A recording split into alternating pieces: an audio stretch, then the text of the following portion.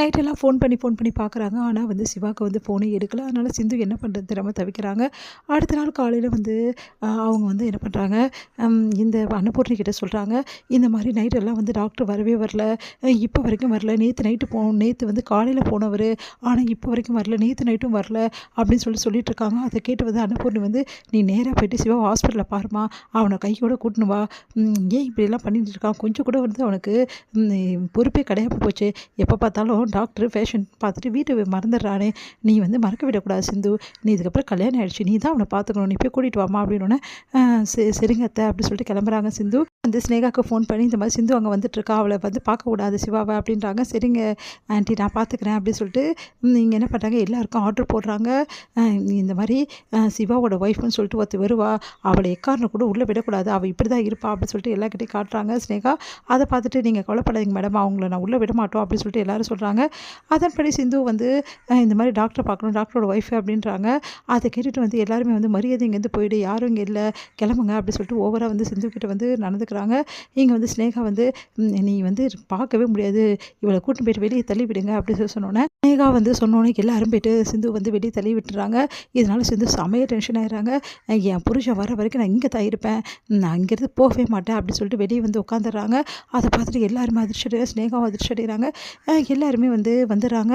என்னாச்சுமா அப்படின்னா, என் புருஷனை வந்து இந்த மாதிரி பிடிச்சி வச்சுட்டு விடவே மாட்டேங்கிறாங்க. நேற்று காலவர் வந்தவர் இது வரைக்கும் வரல, கேட்டால் வந்து என் புருஷனை பார்க்கக்கூடாதுன்னு சொல்கிறாங்க. இதெல்லாம் என்னங்க நியாயம் அப்படின்னு சொல்லிட்டு எல்லாருக்கிட்டே கேட்குறாங்க. உடனே வந்து ஸ்னேகா வந்து, ஐயோ இப்படி பண்ணுறாள் அப்படின்னு எல்லாருமே கூடிடுறாங்க. ஐயோ ஃப்ரெஷ்ஷு மீடியாலாம் வந்து பெரிய பிரச்சனை ஆகிடுமே அப்படின்னு சொல்லிட்டு என்ன பண்ண தெரியாமல் தவிக்கிறாங்க ஸ்னேகா. அடுத்து வந்து என்னாச்சு ஸ்னேகா அப்படின்னோடனே, அந்த சிந்து வந்து வெளியே உட்காந்து பெரிய பிரச்சனை பண்ணிகிட்டு இருக்கா சிவா அப்படின்னோடனே, அவளை சும்மா இருக்க மாட்டாள் அப்படின்னு சொல்லிட்டு வெளியே வராரு. என் புருஷன் வந்துட்டாரு அப்படி சொல்லிட்டு, என்ன டாக்டர் இப்படி பண்ணிட்டேன், நேற்று போனது ஏன் டாக்டர் வரல நைட்டு அப்படி சொல்லிட்டு கேட்குறாங்க. நான் ஏன் வரணும் அப்படின்றாரு. அதை கேட்டு அதிர்ஷ்டம், என்ன டாக்டர் இப்படி பேசுகிற, இங்கே பாரு பெரியம்மா வந்து உன்னை கூட்டிகிட்டு வர சொன்னாங்க வா அப்படின்னு சொன்னோன்னே, நான் வர முடியாது, அது உன் கூட நான் சத்தியமாக வரமாட்டேன், நீ எல்லாம் ஒரு ஆள், எந்த தைரியத்தில் என் பொண்டாட்டின்னு சொல்லிட்டு இங்கே உட்காந்துருக்க, நீ சொன்னால் நீ என் பொண்டாட்டி ஆயிடுவியா, மரியாதை இங்கேருந்து போயிடு, அவ்வளோதான் உனக்கு மரியாதை அப்படின்னு. இல்லை டாக்டர் நான் போக மாட்டேன், நீ இல்லாமல் நான் வீட்டுக்கு போகவே மாட்டேன், இங்கே பார் நீ எனக்கு வந்து கதறினாலும் சரி, என்ன பிரச்சனை பண்ணாலும் சரி, நான் வரமாட்டேன் அப்படின்றாங்க. அதையும் பார்க்கலாம் டாக்டர், நீ வரலைன்னா நான் இங்கேருந்து போக மாட்டேன். ஓ அப்படியா, அதையும் பார்க்கலாம் அப்படி சொல்லிட்டு சிவா போகிறாரு. இங்கே வந்து பார்த்தியா அவளுக்கு எவ்வளோ நெஞ்சு எழுத்தான்னு சொல்லிட்டு எப்படி உட்காந்துருக்கா பார்த்தியா சிவா அப்படின்னு. ஆமாம் அவளே கொஞ்சம் நேரம் கத்திட்டு போயிடுவா வீடு அப்படின்னு சொன்னோன்னே, பார்த்தா வந்து அங்கேயே உட்காந்துருக்காங்க, போகவே மாட்டேங்கிறாங்க. ஒன்றும் புரியாமல் எல்லாரும் தவிக்கிறாங்க. அடுத்து மீடியாவும் வந்துடுறாங்க. என்ன ஆனாலும் சரிம்மா, நீ சிவாவை அனுப்பவே அனுப்பாதுன்னு அவங்க அப்பா சொல்கிறாரு. ஆமாப்பா, ஆனால் எல்லாருக்கும் தெரிஞ்சு போச்சுப்பா, பெரிய பிரச்சனை ஆயிடுச்சு, எல்லாம் அவள் தான் கிரியேட் பண்ணிகிட்டு இருக்கா பிரச்சனை அப்படின்னா, அவளுக்கு இதே தானே வேலை, அவளை சும்மாவே விட்டுக்கூடாது, இந்த வாட்டி விட்டு கொடுத்தோம் அவ்வளோதான் அப்படின்னு சொல்லிட்டு ஸ்னேகா வந்து முடிவு பண்ணி போக விடாமல் பண்ணிடுறாங்க. சிவா வந்து அமைதியாக வந்து வேலை பார்த்துட்ருக்காரு. அவங்க பெரியம்மா வந்து கால் பண்ணுறாங்க. உடனே வந்து கட் பண்ணி விடுறாங்க ஸ்னேகா.